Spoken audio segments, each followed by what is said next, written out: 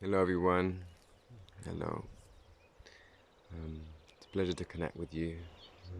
Thank you for being here. Sending you lots of love from Crete. Um, and I promised I would share a bit about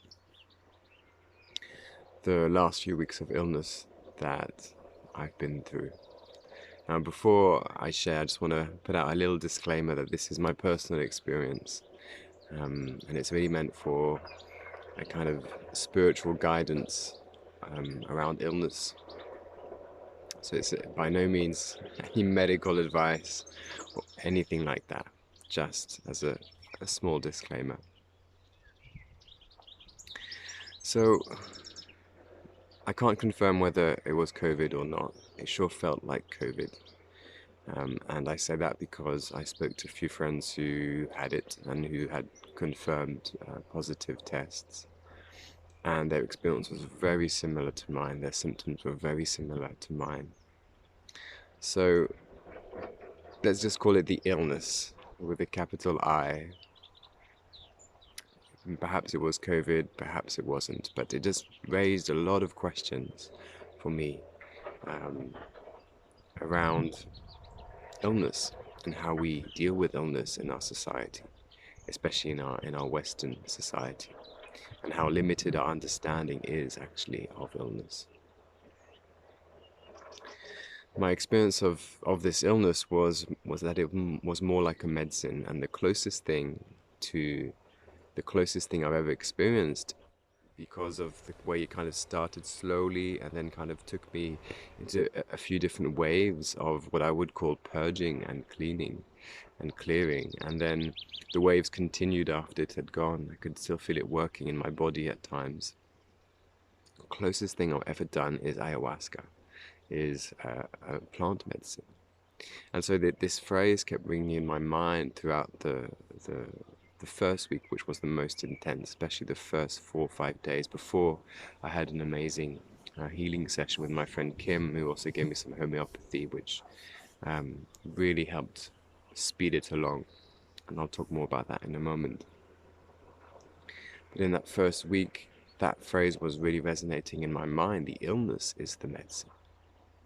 And it's something I've experienced also with HIV, being HIV positive since 2009, and feeling in my heart that it wasn't this dark, destructive, negative, um, awful thing that we were being taught. And the reason why I say that is because in the moment of my diagnosis, I remember the room, kind of the time slowing down, and really feeling in my heart this presence that was saying, you know, um, everything is working out as it should. You're fine. Everything is fine. And then the nurse reinforced that by saying, everything will be fine. Nowadays, it's like diabetes. And of course, you know, part of this medicine, this illness, was it brought up a lot of stuff, especially HIV, for example. It brings up so many things around sexuality, self-worth, self-love. And it brings up a lot of destructive behaviors. So people can spiral out into destructiveness and addiction, suicide sometimes as well. But if we start to listen to it, which I was lucky to be working with coaches and healers at the time who could support me to see what it was bringing up and to transform it. Um, it's brought me on this incredible journey of awakening and healing. And now I am as healthy as someone who is on medication, and I don't take medication. And I truly believe that's because I listened to the illness and I allowed it to take me on that journey. And it was not an easy journey. Let's be straight with that. Like this illness the last 2 weeks was not an easy journey. Those first 4 or 5 days were awful. Awful physically. It was headaches, it was chills, fevers, feeling really weak. And at the same time, what this brought me to was a very inner state, kind of trance-like state, where I was getting lots of visions and images and getting a real sense of what was happening. Um, I kept getting this vision throughout that first week of being led by this spiral of light through a dark tunnel, and on the other side of the tunnel was this bright, colorful land. And I just needed to be taken by this light through this tunnel, through this darkness, to emerge onto the other side. And this emergence is something that's been happening over the past few weeks for me, which is I feel more in my body, I feel more spacious, I feel more myself, I feel more luminous. A lot of clarity also came through um, while I was in that still state, in that stillness of, my path, my calling, where I've been self-sabotaging myself, where I've been listening to the deep fears. There was one night in particular where I felt this tremendous terror and fear around death. It was the main one that came up, but also dying without having fulfilled my purpose and having failed. So a deep fear of failure as well. And those were really intense. So that was really intense emotions and feelings that were coming up.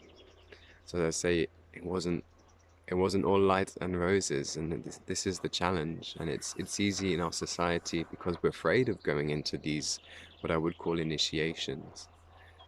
It's easy for us to want to put a pill in it or a vaccine or something that will just stop. But this gave me such a beautiful insight, and it kind of echoed my journey with HIV, is that if we don't rush to do that, if we allow ourselves to go through that experience, it's really moves something profound. It really awakens something. And it's not something that's easy. And maybe it's not for everyone. I don't know. This was really my experience, and I'm blessed to have had this journey already with HIV, so that I could kind of go into this in a different way. I was also supporting myself by just being still and not pushing through it, by taking meds, taking vitamins, vitamin C, vitamin D, by my beautiful partner Rob, who was, supporting and just um, bringing things to me when I needed. And also Kim, and I want to speak a bit about Kim because Kim really helped me see on the Friday. So it started on the Monday, right? On Tuesday I was in bed until the Friday. She came to my house and she really helped me to see by connecting to my energy and asked me lots of questions to see that the main thing that was coming up for me, and this was also the reason why this headache was so intense, was that I needed to see that I was not surrendering my will fully to my guides, the divine, to my soul, to life. I was tentatively at times surrendering my will, but still checking.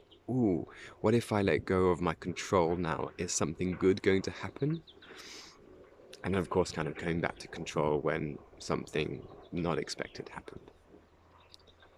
And she really helped me to see that my mind was very engaged in the process. Very strong mind, and I've known that for a long time, but I've known it from here. And she helped me to understand that we don't need to understand, or I don't need to understand or figure things out in order to let go and in order to surrender my will. It's the other way around. You surrender your will, and then the understandings come in the moment when you need them. And that was really powerful for me. And then she gave me some homeopathy, which just moved things. It moved things in a way that the following few hours and the night, a lot of more stuff came up. It felt even more intense and more accelerated. I felt this immense frustration. Part of me wanted to cry, and I wanted to force myself to cry, and it wasn't working.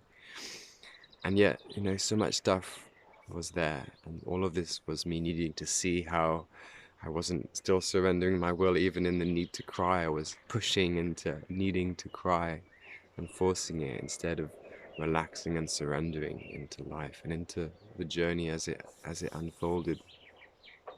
And by the next day, I was a lot better, and that's when I shared a post on Instagram. We went walking in the forest of Kefalas, and I felt a lot better. And then the second week, I felt mostly good in the mornings. In the evenings, it started to have some symptoms. In the nights, I would still have a headache and some chills. And in the mornings, it would kind of fade. And at the end of last week, I had a couple more days of a bit more intense, but still like nothing like the first week. I was not stuck in bed. But it was all this journey of seeing, bringing up stuff that I needed to see, that I had not been willing to acknowledge and to see. And you might have heard this saying that when we get sick, when we get ill, that is a beautiful sign that your system is working correctly. Because that's the last resort of the body to say, hey, buddy, you are not listening to your soul. You are not listening to um, to life. And we need to like get you flat on your back, flat on your ass, so you're going to listen. And again, in our society, in our collectives, in our Western society especially, uh, we've become so addicted, afraid of this.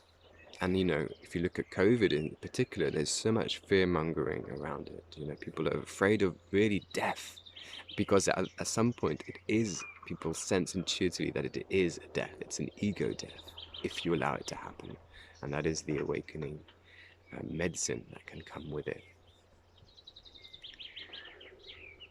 Yeah, we're so afraid of it that we kill it. We want to like cut the symptoms, we band-aid it, we pill it, we jab it. And of course, sometimes, I'm not saying that this is wrong. You know, for some people that might be the perfect thing to do. That's really about people's individual process and listening. And I have nothing against allopathic medicine. Really, I think there's some beautiful people working in that environment. I also think and know there's a lot of distortion and a lot of corruption in that industry. And I'm really excited and curious to see when the world wakes up to what's possible. To this new, it's not even new, this old, ancient understanding of illness. Illness as the actual medicine, as what it brings to us in that moment, is what we need to see. And it can be very uncomfortable. It can be awful at times for our system, for our physical systems, but also for our mind, our bodies. And yet at the same time, at a deeper level, it's exactly what we need. Yeah. Mm.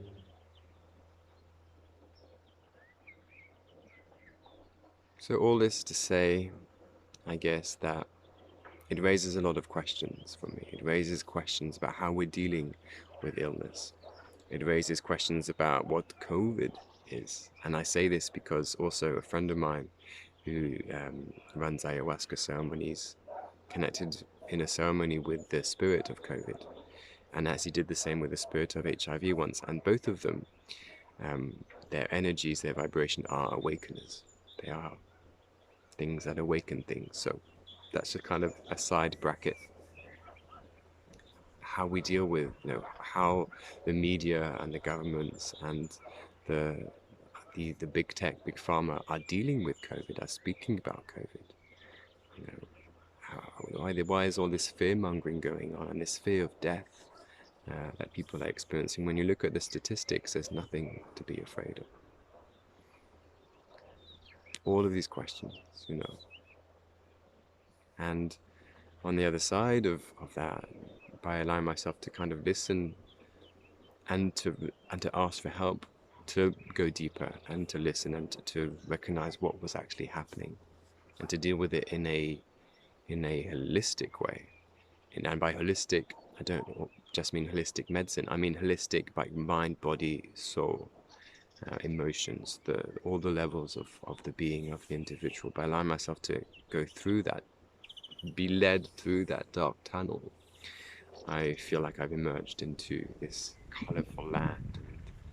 You know, I'm here in this beauty of Crete, which up until now, a part of me was not actually fully enjoying at times. I was stuck in this dark tunnel, which was for me was my mind, and my mind, the control, the fear, the part of me that wants to keep me safe and wants to keep me small and wants to keep me in this little kind of cage, when actually the trapdoor of the cage is always open and I can just choose to go through it by following my soul, my guidance, my own GPS. That's what leads us out of the cage. But there's this kind of conflict that happens a lot of time, and I needed this like smack in the face to see that and to move through that. So maybe we don't all need that smack in the face, but sometimes maybe we do. But my invitation is, next time you feel something, whether it's COVID, whether it's something else, when you're feeling not in your aliveness, not in your health, not in your most profound wellness and joy, because these are our true state. These are accessible to us when we um, really listen to our bodies in terms of what they're needing and cut out a lot of crap, a lot of toxins that we're taking in through our environment, through our foods, through our water, through the way we're living, the air that we're breathing. When we make a conscious effort to cut out as much as possible those, we can live this fountain of joy and innocence and freedom. The journey to get there is not a straight path, and does require some serious initiation, some serious self um, self work, inner work, and it does require opening up to other people and to life. But when we do that, and the next time that maybe something comes up when you're not in that, I really invite you to pause, to go into stillness, perhaps to listen to it, listen to your body. What is it telling me right now? What do I need? Do I need to be still? Do I need to go into nature? What is coming up if I ask it? What is coming up that I'm not seeing? And who can I ask for help if I need to ask for help? Um, is there people around me that can support me in this journey? Are there people around me that can support me in this journey? Is there a healer that I trust? Is there someone, um, is there someone that can guide me through this process, that can offer some reflection? And if you need, any guidance on that, please get in touch. I can either help you directly, or I can signpost you to people like Kim, who I fully trust in her work, or other people around me that are wonderful healers and can support with all types of experience, let's call it. I don't even want to call it illness, let's call it an experience. Yeah. So,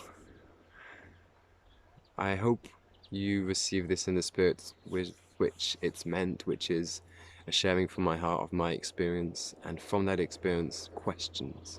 And I invite you to go forth with those questions in your mind, to open up kind of doors of possibility of what we're not seeing, what we're not told, what we're not being taught about illness. And I'll leave you with this.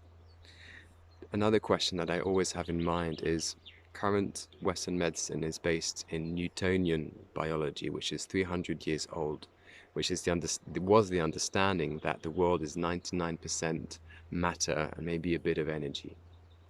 And in the past 100 years, we've of course had quantum physics prove very differently, that the world is 99.9% energy with, matter appearing. So my question to you is, why is our medical research, why is our medicine not catching up to that? Why is it still rooted and based in Newtonian biology?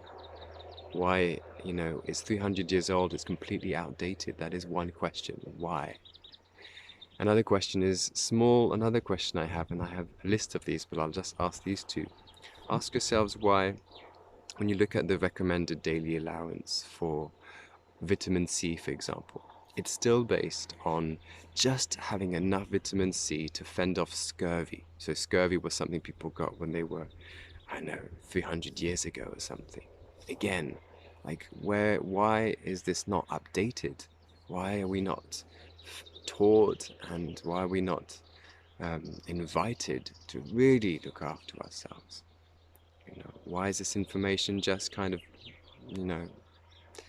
taken out and not fed to us? So this is a question I really invite you to ask, because when you start to look at these patterns, you start to open doors and you start to see the immense corruption that exists on some levels of our society. And it's really important to get that, because then we can actually do something about it, and we're here to do something about it. So thank you for listening.